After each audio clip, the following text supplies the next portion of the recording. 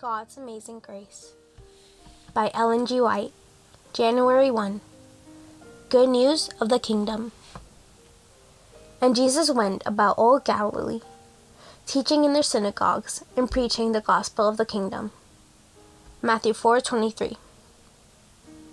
He opened his mouth and taught them, saying, Blessed are the poor in spirit, for theirs is the kingdom of heaven.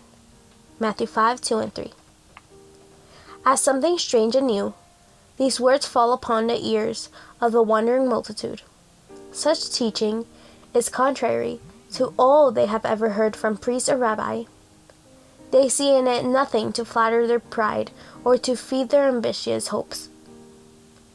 But there is about this new teacher a power that holds them spellbound. The sweetness of divine love flows from his very presence as a fragrance from a flower. In the throng that surrounded Jesus, there were some who had a sense of their spiritual poverty. There were souls who, in the presence of his purity, felt that they were wretched and miserable and poor and blind and naked. Revelation 3:17. And they longed for the grace of God that bringeth salvation. Titus 2:11.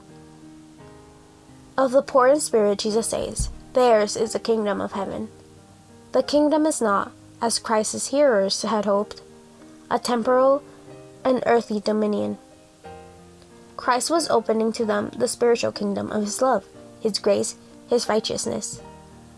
His subjects are the poor in spirit, the meek, the persecuted for righteousness' sake. The kingdom of heaven is theirs. Thought not yet fully accomplished, the work is begun in them, which will make them meet to be partakers of the inheritance of the saints in light. Colossians 1:12. All who have a sense of their deep soul poverty, who feel that they have nothing good in themselves, may find righteousness and strength by looking into Jesus. He buys you to exchange your poverty for the riches of his grace. We are not worthy of God's love, but Christ, our surety, is worthy and is abundantly able to save all who shall come unto him. Whatever may have been your past experience, however discouraging your present circumstances, if you will come to Jesus just as you are, weak, helpless, and despairing, our compassionate Savior will meet you a great way off and will throw about you his arms of love and his robe of righteousness.